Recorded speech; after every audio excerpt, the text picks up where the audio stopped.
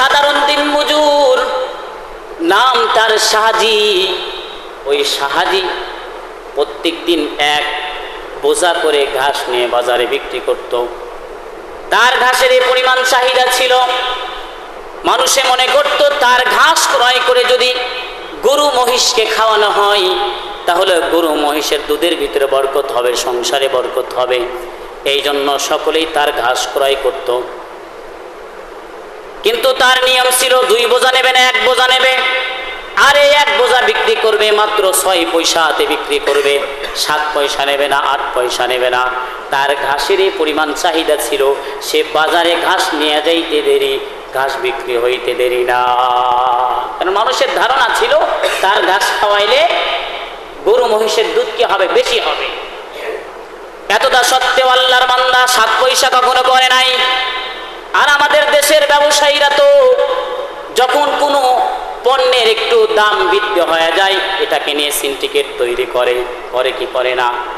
ইসলামী দৃষ্টিকোণ থেকে এটা কখনো জায়েজ নাই। মানুষকে কষ্ট দেওয়া পণ্যের দিক থেকে কখনো জায়েজ নাই। অতিরিক্ত মুনাফা সিন্ডিকেট করে অর্জন করা এটা ইসলামে হারাম করা হয়েছে। আমাদের দেশের অসাধু ব্যবসায়ীরা ঈদের আগ মুহূর্তে দেখবেন কাপড় ব্যবসায়ীরা, বিভিন্ন ব্যবসায়ীরা অনেক অনেক গুণ বাড়ায় দেয়। কারণ এখন তো মানুষ চাহিদা বেশি, মানুষ ক্রয় করবে, বেশি হলেও কি করবে, ক্রয় করবে। এটা হারাম, ইসলামে নিষেধ। অথচ শাহাজির ঘাসের এই পরিমাণ মূল্য ছিল, বাজারে যাওয়ার সাথে সাথে তার ঘাস বিক্রি হয়ে যাইত। তারপরেও তিনি 6 পয়সার থেকে 7 পয়সা করতেন না। যে আগে আসতো সেই ঘাস পাইতো, যে আগে আসতো না সেই ঘাস পাইতো না। সেই শাহাজি যে ঘাস বিক্রি করতেন, ঘাস বিক্রি করার পরে হালাল রিজিকের তাসির শুধু বর্ণনা বুঝানোর জন্য ঘটনাটা বলা। সেই শাহাজি যেই ঘাসের বোঝা বিক্রি করতো 6 পয়সা, এই 6 পয়সাকে আবার 3 ভাগে ভাগ করত। 2 পয়সা ইয়াতীম, মিসকিন, বিধবা, অসহায়দেরকে দান করে দিত। সুবহানাল্লাহ।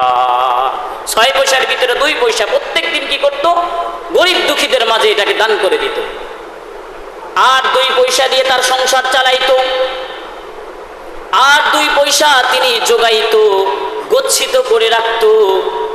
এই গোছানো টাকা বছরে প্রায় 7 টাকার অধিক হয়ে যেত। এই 7 টাকা দিয়ে বছরে একবার আলেম ওলামাদেরকে তার বাড়িতে দাওয়াত দিয়া খানার ব্যবস্থা করত।